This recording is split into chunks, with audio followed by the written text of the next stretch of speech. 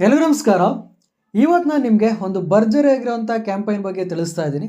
ಈ ಒಂದು ಕ್ಯಾಂಪಲ್ಲಿ ಯಾರ್ಯಾರು ರಿಜಿಸ್ಟ್ರೇಷನ್ ಮಾಡಿಕೊಂಡು ಪ್ರೋಸೆಸ್ಸನ್ನು ಕಂಪ್ಲೀಟ್ ಮಾಡ್ತೀರಾ, ಪ್ರತಿಯೊಬ್ಬರು ಕೂಡ ₹150 ಇನ್ಸ್ಟೆಂಟಾಗಿ ಅರ್ನಿಂಗನ್ನು ಮಾಡ್ಕೊಬೋದು. ಈ ಒಂದು ಅಪ್ಲಿಕೇಶನ್ ತುಂಬಾ ಟ್ರಸ್ಟೆಡ್ ಆಗಿದೆ ಆ್ಯಂಡ್ ತುಂಬಾ ಲೆಜಿಟ್ ಆಗಿದೆ. ಈ ಒಂದು ಅಪ್ಲಿಕೇಶನ್ ಹೆಸರು ಬಂತು ಅಂದರೆ ಏರ್ಟೆಲ್ ಪೇಮೆಂಟ್ ಬ್ಯಾಂಕ್ ಅಂದ್ಬಿಟ್ಟು ನಿಮ್ಮ ಒಂದು ಬ್ಯಾಂಕ್ ಅಕೌಂಟನ್ನು ಕ್ರಿಯೇಟ್ ಮಾಡಬೇಕಾಗುತ್ತೆ. ಈ ಒಂದು ಬ್ಯಾಂಕ್ ಅಕೌಂಟನ್ನು ಕ್ರಿಯೇಟ್ ಮಾಡೋದಕ್ಕೆ ಬ್ಯಾಂಕ್ ಹೋಗಬೇಕು, ಅದಕ್ಕೆ ಹೋಗಬೇಕು, ಏನೂ ಕೂಡ ಇರೋದಿಲ್ಲ. ಜಸ್ಟ್ 2 ಮಿನಿಟ್ಸ್ ಅಷ್ಟೇ.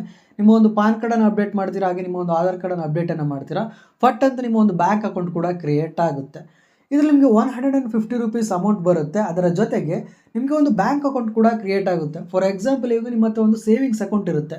ಆ ಒಂದು ಸೇವಿಂಗ್ಸ್ ಅಕೌಂಟಲ್ಲಿ ಏನು ಮಾಡ್ತೀರಾ, ಬೇರೆ ಬೇರೆ ಅಪ್ಲಿಕೇಶನ್ಲೆಲ್ಲ ಅದು ಇದು ಎಲ್ಲ ಲೂಟ್ಸ್ ಎಲ್ಲ ಟ್ರೈ ಮಾಡ್ತಾ ಇರ್ತೀರಾ, ಅಥವಾ ಕ್ರಿಪ್ಟೋ P2Pನ ಮಾಡ್ತಾ ಇರ್ತೀರ. ಅವಾಗ ಅಕೌಂಟ್ಗಳು ಫ್ರೀಸ್ ಆಗೋದನ್ನ ಸಾಧ್ಯತೆ ಇರುತ್ತೆ. ಅದು ನಿಮ್ಮ ಒಂದು ಮೈನ್ ಬ್ಯಾಂಕ್ ಅಕೌಂಟೇ ಫ್ರೀಸ್ ಆಗಿಬಿಡುತ್ತೆ. ಸೊ ಅದರಿಂದ ಏನು ಮಾಡಿ ಅಂದರೆ ಪ್ರತಿಯೊಬ್ಬರು ಕೂಡ ಈ ಒಂದು ಅಕೌಂಟನ್ನು ಕ್ರಿಯೇಟ್ ಮಾಡ್ಕೊಳ್ಳಿ, ಏರ್ಟೆಲ್ ಪೇಮೆಂಟ್ ಬ್ಯಾಂಕನ್ನು. ಆವಾಗ ನಿಮಗೆ ಅದು ಸೆಕೆಂಡರಿ ಬ್ಯಾಂಕ್ ಆಗುತ್ತೆ. ಯಾವುದೇ ಥರ ಲೂಟ್ಸ್ಗಳನ್ನ ಟ್ರೈ ಮಾಡೋದಿರ್ಬೋದು, P2P ಮಾಡೋದಿರ್ಬೋದು, ಇದ್ರ ಮುಖಾಂತರನೇ ಮಾಡಿ. ಇದ್ರ ಮುಖಾಂತರ ಮಾಡಿ ಅಮೌಂಟನ್ನು ಡೈರೆಕ್ಟಾಗಿ ಅದಕ್ಕೆ ಸೆಂಡ್ ಮಾಡ್ಕೊಳ್ಳಿ. ಫ್ರೀಸ್ ಆಯಿತು ಅಂದರೆ, ಇನ್ ಕೇಸ್ ಫ್ರೀಸ್ ಆಯಿತು ಅಂದರೆ ಏರ್ಟೆಲ್ ಪೇಮೆಂಟ್ ಬ್ಯಾಂಕ್ ಫ್ರೀಸ್ ಆಗುತ್ತೆ, ನಿಮ್ಮ ಒಂದು ಮೈನ್ ಅಕೌಂಟ್ ಸೇಫ್ ಆಗಿರುತ್ತೆ. ಸೊ ಅದರಿಂದ ನಿಮಗೆ ₹150 ಕ್ಯಾಶ್ ಬ್ಯಾಕ್ ಬಂದರೂ ಅಷ್ಟೇ, ಬರದಿರೋ ಅಷ್ಟೇ, ಈ ಒಂದು ಅಪ್ಲಿಕೇಶನ್ ಪ್ರತಿಯೊಬ್ಬರು ಕೂಡ ತುಂಬಾ ಯೂಸ್ ಆಗುತ್ತೆ. ಸೊ ಯಾರು ಕೂಡ ಮಿಸ್ ಮಾಡ್ಕೊಂಬೇಡಿ. ಈ ಒಂದು ಅಕೌಂಟನ್ನು ಹೇಗೆ ಕ್ರಿಯೇಟ್ ಮಾಡೋದು, ಏನು ಮಾಡಬೇಕು, ಪ್ರತಿಯೊಂದನ್ನು ಕೂಡ ಡೀಟೇಲಾಗಿ ಈ ಒಂದು ವಿಡಿಯೋದಲ್ಲಿ ಎಕ್ಸ್ಪ್ಲೈನ್ ಮಾಡ್ತೀನಿ. ಅದಕ್ಕಿಂತ ಮುಂಚೆ ಇನ್ನೂ ಕೂಡ ನಮ್ಮ ಚಾನಲ್ಗೆ ಸಬ್ಸ್ಕ್ರೈಬ್ ಮಾಡಿಲ್ಲ ಅಂದರೆ ದಯವಿಟ್ಟು ಸಬ್ಸ್ಕ್ರೈಬನ್ನು ಮಾಡಿಕೊಂಡು ಬೆಲ್ ನೋಟಿಫಿಕೇಶನ್ ಅಲ್ಲಿಗೆ ಸೆಟ್ ಮಾಡ್ಕೊಳ್ಳಿ.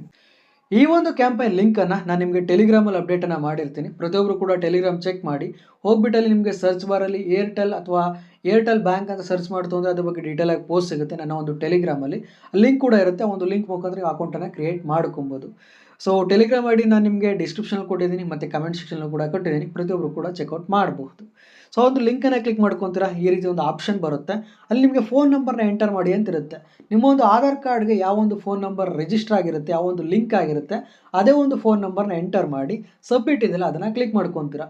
ಅದರ ನಂತರ ಏನು ಕೇಳುತ್ತೆ, ನಿಮ್ಮ ಒಂದು ಬ್ಯಾಂಕ್ ಡೀಟೇಲ್ಸನ್ನು ಕೇಳುತ್ತೆ. ಏನಕ್ಕಪ್ಪ ಅಂದ್ರೆ ಈ ಒಂದು ಅಪ್ಲಿಕೇಶನ್ ರಿಜಿಸ್ಟ್ರೇಷನ್ ಮಾಡಿಕೊಂಡು ಪ್ರೊಸೆಸ್ ಎಲ್ಲ ಮಾಡ್ತಿರಲ್ವಾ, ₹150 ಏನು ಕ್ಯಾಶ್ ಬ್ಯಾಕ್ ಇದೆ ಅದು ಡೈರೆಕ್ಟಾಗಿ ನಿಮಗೆ ಬ್ಯಾಂಕಿಗೆ ಸೆಂಡ್ ಮಾಡ್ತಾರೆ.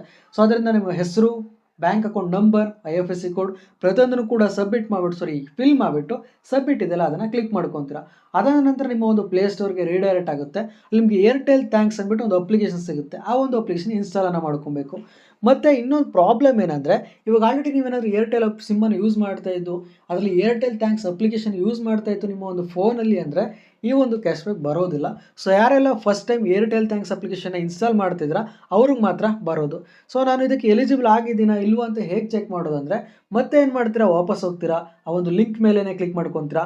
ಕೆಳಗಡೆ ನಿಮಗೆ ಚೆಕ್ ಟ್ರ್ಯಾಕಿಂಗ್ ಅಂತ ಒಂದು ಆಪ್ಷನ್ ಕಾಣಿಸ್ತಾ ಇತ್ತು. ಅದನ್ನು ಕ್ಲಿಕ್ ಮಾಡಿಬಿಟ್ಟು ನಿಮ್ಮ ಒಂದು ಫೋನ್ ನಂಬರ್ನ ಎಂಟರ್ ಮಾಡ್ತೀರಿ. ಇವಾಗ ತಾನೇ ಫೋನ್ ನಂಬರ್ ಕೊಟ್ಟಿರಲ್ವಾ, ಅದೇ ನಂಬರ್ನ ಕೊಟ್ಬಿಟ್ಟು ಸಬ್ಮಿಟ್ ಇದೆಯಲ್ಲ ಅದನ್ನು ಕ್ಲಿಕ್ ಮಾಡಿ. ಕ್ಲಿಕ್ ಮಾಡಿಬಿಟ್ಟು ನೋಡಿ, ನಿಮಗೆ ₹1 ಅಂತ ಕಾಣಿಸ್ತಾ ಇರುತ್ತೆ.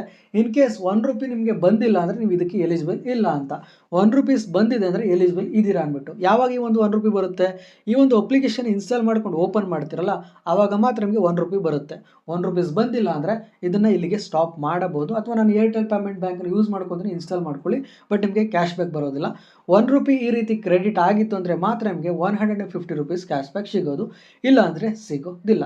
ಸೊ ₹1 ಬಂದಿದೆ. ನೆಕ್ಸ್ಟ್ ಅಕೌಂಟನ್ನು ಕ್ರಿಯೇಟ್ ಮಾಡಬೇಕು. ಹೇಗೆ ಮಾಡೋದು, ಏರ್ಟೆಲ್ ಥ್ಯಾಂಕ್ಸ್ ಅಪ್ಲಿಕೇಶನ್ ಓಪನ್ ಮಾಡ್ಕೊತೀರಾ. ಅಲ್ಲಿ ನಿಮಗೆ ಓಪನ್ ಬ್ಯಾಂಕ್ ಅಕೌಂಟ್ ಅಂತ ಒಂದು ಆಪ್ಷನ್ ಕಾಣಿಸ್ತೈತೆ. ಜಸ್ಟ್ ಅದರ ಮೇಲೆ ಕ್ಲಿಕ್ ಮಾಡ್ಕೊತೀರಾ. ಅದಾದ ನಂತರ ನಿಮ್ಮ ಒಂದು ಪಾನ್ ಕಾರ್ಡ್ ಡೀಟೇಲ್ಸನ್ನು ಕೇಳುತ್ತೆ. ಪಾನ್ ಕಾರ್ಡನ್ನು ಹಾಕ್ತೀರಾ, ಆಧಾರ್ ಕಾರ್ಡ್ ಡೀಟೇಲನ್ನು ಕೇಳುತ್ತೆ, ಆಧಾರ್ ಕಾರ್ಡ್ ನಂಬರ್ನ ಹಾಕ್ತೀರಾ, ಟರ್ಮ್ಸ್ ಆ್ಯಂಡ್ ಕಂಡೀಷನ್ ಅಗ್ರಿ ಕೊಟ್ಬಿಟ್ಟು ಓಪನ್ ಮೈ ಅಕೌಂಟ್ ನೌ ಅಂತಿದೆಯಲ್ಲ ಅದನ್ನು ಕ್ಲಿಕ್ ಮಾಡ್ಕೊತೀರಾ.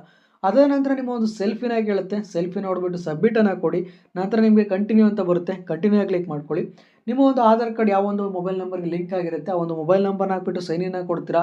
ಅದ ನಂತರ ನಿಮ್ಮ ಲಾಕರ್ ಓಪನ್ ಆಗುತ್ತೆ. ಲಾಗಿನನ್ನು ಮಾಡ್ಕೊತೀರಾ. ಅದಾದಮೇಲೆ ಅಲ್ಲಿ ನಿಮಗೊಂದು ನನ್ನ ಒಂದು ಆಧಾರ್ ಕಾರ್ಡನ್ನ ಚೆಕ್ ಮಾಡ್ಬೋದು ಅಂದ್ಬಿಟ್ಟು ಒಂದು ಟಿಕ್ ಮಾರ್ಕ್ ಇರುತ್ತೆ. ಒಂದು ಟಿಕ್ ಮಾರ್ಕನ್ನು ಕೊಟ್ಬಿಟ್ಟು ಕನ್ಫರ್ಮನ್ನು ಕೊಡಿ. ಇಲ್ಲಿ ಸ್ಕ್ರೀನ್ಶಾಟನ್ನು ತಗೊಳ್ಳೋದಕ್ಕೆ ಆಗಲಿಲ್ಲ, ಸೊ ಅದರಿಂದ ನೀವೇ ಮಾಡ್ಕೊಳ್ಳಿ. ಅದಾದ ನಂತರ ನಿಮಗೆ ಸೆಟ್ MPIN ಅಂತ ಬರುತ್ತೆ.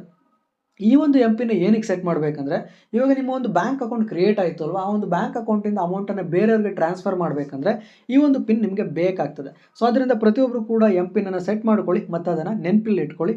ಮರೆಯೋಕ್ಕೆ ಹೋಗಬೇಡಿ. ಸೊ MPIN ಸೆಟ್ ಮಾಡ್ಕೊತೀರಾ. ಅದಾದ ನಂತರ ನಿಮಗೆ ಅಡಿಷನಲ್ ಡೀಟೇಲ್ಸ್ ಅಂದ್ಬಿಟ್ಟು ಕೆಲವೊಂದು ಡೀಟೇಲ್ಸನ್ನು ಕೇಳ್ತಾರೆ. ನಿಮ್ಮ ಮಂತ್ಲಿ ಇನ್ಕಮ್ ಎಷ್ಟು, ಯಾವ ಜೆಂಡರು, ಏಜ್ ಎಷ್ಟು, ಅದು ಇದು ಅಂದ್ಬಿಟ್ಟು.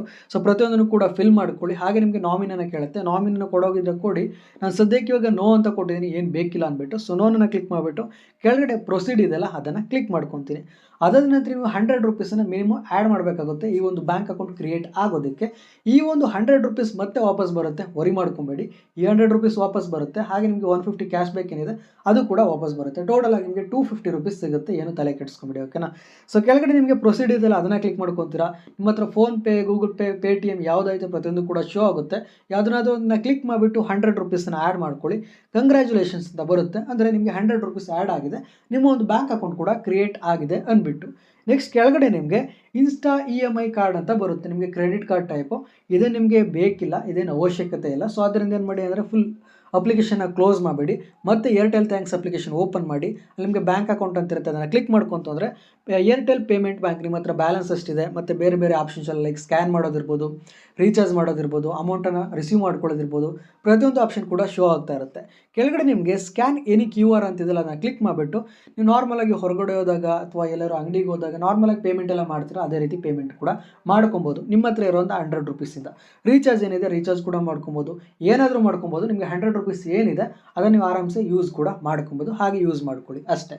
ಇಲ್ಲಿಗೆ ಅಕೌಂಟು ಕ್ರಿಯೇಟ್ ಆಯಿತು. ಅದೇ ರೀತಿ ನೀವು ಪೇಮೆಂಟನ್ನು ರಿಸೀವ್ ಮಾಡ್ಕೊಳ್ಳೋದು, ಪೇಮೆಂಟನ್ನು ಸೆಂಡ್ ಮಾಡ್ಕೊಳ್ಳೋದು, ಈ ರೀತಿ ಪ್ರತಿಯೊಂದು ಟ್ರಾನ್ಸಾಕ್ಷನ್ ಕೂಡ ಇಲ್ಲೇ ನೀವು ಮಾಡ್ತಾ ಹೋಗ್ಬೋದು. ಇಲ್ಲಿಗೆ successfully Airtel payment bank account ಕತೆ ಮುಗೀತು. ನೆಕ್ಸ್ಟ್ ಇವಾಗ ನನಗೆ ಡೆಬಿಟ್ ಕಾರ್ಡ್ ಡೀಟೇಲ್ಸ್ ಬೇಕು ಅಂದರೆ ಅಲ್ಲೇ ನಿಮಗೆ ಕಾರ್ಡ್ ಅಂತ ಒಂದು ಆಪ್ಷನ್ ಕಾಣಿಸ್ತಾ ಇರುತ್ತೆ. ಇಲ್ಲೇ ಕೆಳಗಡೆ ಕಾಣಿಸ್ತಾ ಇದೆ ಡೆಬಿಟ್ ಕಾರ್ಡ್ ಅಂದ್ಬಿಟ್ಟು. ಅದನ್ನು ಕ್ಲಿಕ್ ಮಾಡ್ತು ಅಂದರೆ ನಿಮ್ಮ ಒಂದು ಕಾರ್ಡ್ ನಂಬರ್ ಇರ್ಬೋದು, CVV ಇರ್ಬೋದು, ಮತ್ತು ಎಕ್ಸ್ಪೈರಿ ಡೇಟ್ ಇರ್ಬೋದು, ಪ್ರತಿಯೊಂದು ಕೂಡ ಶೋ ಆಗುತ್ತೆ. ಅದನ್ನು ಗೂಗಲ್ ಪೇ, ಫೋನ್ಪೇ ಕೂಡ ಆ್ಯಡ್ ಮಾಡ್ಕೊಬೋದು, ಏನು ತೊಂದರೆ ಇಲ್ಲ. ಈ ರೀತಿ ಮಾಡಿಕೊಂಡು ಈ ಒಂದು ಅಕೌಂಟನ್ನು ಕ್ರಿಯೇಟ್ ಮಾಡ್ಕೊಬೋದು. ಇಲ್ಲಿಗೆ ಬ್ಯಾಂಕ್ ಅಕೌಂಟ್ ಕತೆ ಮುಗೀತು. ನೆಕ್ಸ್ಟ್ ಕ್ಯಾಶ್ ಬ್ಯಾಕ್ ಅದೆಲ್ಲಿ ಬರುತ್ತೆ ಅಂದರೆ ಡೈರೆಕ್ಟಾಗಿ ನಿಮಗೆ ಈ ಒಂದು ಅಪ್ಲಿಕೇಶನ್ಗೆ ಬಂದಿರೋದಿಲ್ಲ. ಫಸ್ಟ್ ನೀವು ಬ್ಯಾಂಕ್ ಅಕೌಂಟ್ ಡೀಟೇಲ್ಸನ್ನು ಕೊಟ್ಟರೆ ಗೊತ್ತಾ, ಅದಕ್ಕೆ ಡೈರೆಕ್ಟಾಗಿ ಅಮೌಂಟು ಮೂವ್ ಆಗುತ್ತೆ. ಅಂದರೆ ಅಮೌಂಟನ್ನು ಅದಕ್ಕೆ ಸೆಂಡ್ ಮಾಡ್ತಾರೆ. ಸೊ ಮತ್ತೆ ಏನು ಮಾಡಿ, ಮತ್ತೆ ಅದೇ ವೆಬ್ಸೈಟ್ಗೆ ಹೋಗಿ ಚೆಕ್ ಮೈ ಸ್ಟೇಟಸ್ ಅಥವಾ ಚೆಕ್ ಮೈ ಟ್ರ್ಯಾಕಿಂಗ್ ಅಂತಿರುತ್ತೆ, ಅದನ್ನು ಕ್ಲಿಕ್ ಮಾಡಿಬಿಟ್ಟು ನಿಮ್ಮ ಒಂದು ಫೋನ್ ನಂಬರ್ನ ಹಾಕ್ತು ಅಂದರೆ ಆಲ್ರೆಡಿ ನಿಮಗೆ 1 ರೂಪೀಸ್ ಬಂದಿತ್ತು. ಇವಾಗ ಅಕೌಂಟನ್ನು ಕ್ರಿಯೇಟ್ ಮಾಡ್ಕೊಂಡ್ರಲ್ವ, ಸೊ 100 ರೂಪೀಸ್ ಬಂದಿದೆ. ಸೊ ಟೋಟಲಾಗಿ ನಿಮಗೆ 101 ರೂಪೀಸ್ ಸಿಕ್ತು. ಈಗ ಫಸ್ಟೇ ನಾನು ಹೇಳಿದೆ 150 ರೂಪೀಸ್ ಬರುತ್ತೆ ಅಂದ್ಬಿಟ್ಟು. ಸೊ ಇನ್ನೂ ಕೂಡ 50 ರೂಪೀಸ್ ಎಲ್ಲೋಗ್ತು ಅಂದರೆ 50 ರೂಪೀಸ್ ರೆಫರ್ ಅಮೌಂಟ್ ಅಂದ್ಬಿಟ್ಟು ನನಗೆ ಬಂದಿರುತ್ತೆ. ಸೊ ಅದರಿಂದ ಏನು ಮಾಡ್ತೀರಾ, ಟೆಲಿಗ್ರಾಮಲ್ಲಿ ನನ್ನ ಕಾಂಟ್ಯಾಕ್ಟ್ ಮಾಡಿ. ಸೊ 50 ರೂಪೀಸ್ ಏನಿದೆ ಆ ಒಂದು ಅಮೌಂಟನ್ನು ಡೈರೆಕ್ಟಾಗಿ ನಾನು ಸೆಂಡ್ ಮಾಡ್ತೀನಿ. ಸೊ ಲಾಸ್ಟ್ ಟೈಮ್ ಒಂದು ಲೂಟನ್ನು ಹಾಕಿದೆ ಕಾಯಿನ್ DCX ಅಂದ್ಬಿಟ್ಟು. ತುಂಬ ಜನ ರಿಜಿಸ್ಟ್ರೇಷನ್ ಮಾಡಿಕೊಂಡು 55-100 ರೂಪೀಸ್ ಅಷ್ಟು ಸಮಥಿಂಗ್ ಅವ್ರಿಗೆ ಸಿಕ್ತು.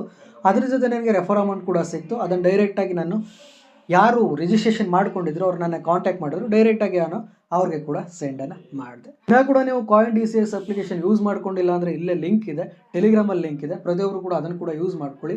ಹಾಗೆ ಈ ಒಂದು ಕ್ಯಾಂಪೇನನ್ನು ಕೂಡ ಯೂಸ್ ಮಾಡಿಕೊಂಡು ಪ್ರತಿಯೊಬ್ಬರು ಕೂಡ ಅರ್ನಿಂಗನ್ನು ಮಾಡ್ಕೊಳ್ಳಿ. ಇನ್ಸ್ಟೆಂಟಾಗಿ ನಿಮಗೆ ಪೇಮೆಂಟ್ ಸಿಗುತ್ತೆ. ಅಕೌಂಟ್ ಕ್ರಿಯೇಟ್ ಮಾಡಿ ವಿತಿನ್ 10 ಮಿನಿಟ್ಸಲ್ಲಿ ನಿಮ್ಮ ಒಂದು ಬ್ಯಾಂಕ್ ಅಕೌಂಟ್ ಕೂಡ ಆ್ಯಡ್ ಆಗಿರುತ್ತೆ. ಸೊ ಯಾರು ಕೂಡ ಮಿಸ್ ಮಾಡ್ಕೊಬೇಡಿ, ಪ್ರತಿಯೊಬ್ಬರು ಕೂಡ ಯೂಸ್ ಮಾಡ್ಕೊಳ್ಳಿ. ಹಾಗೆ ಈ ಒಂದು ವಿಡಿಯೋ ಏನಾದರೂ ಇಷ್ಟ ಆಗಿದ್ರೆ ಪ್ರತಿಯೊಬ್ಬರು ಕೂಡ ಲೈಕ್ ಮಾಡಿ. ಹಾಗೆ ನಿಮ್ಮ ಫ್ರೆಂಡ್ಸ್ಗಳು ಕೂಡ ಶೇರ್ ಮಾಡಿ. ಅವ್ರಿಗೆ ಪ್ರೋಸೆಸ್ ಹೇಗೆ ಮಾಡೋದು ಪ್ರತಿಯೊಂದು ಕೂಡ ಅವ್ರಿಗೆ ಸಿಗುತ್ತೆ.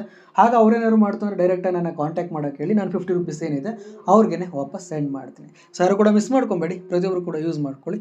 ಸೊ ಇಷ್ಟೇ ಹೇಳ್ತಾ ಇವತ್ತಿನ ಡೀಲಿಗೆ ಮುಗಿಸ್ತಾ ಇದ್ದೀನಿ. ಒಂದು ಡೀಲಿ ಸಿಗಬೇಡ ಹೊಸ ಅಪ್ಲಿಕೇಶನ್ ಅಥವಾ ಹೊಸ ವೆಬ್ಸೈಟ್ ಬರ್ತೀನಿ. ಅಲ್ಲಿವರೆಗೆ bye guys, love you all, take care.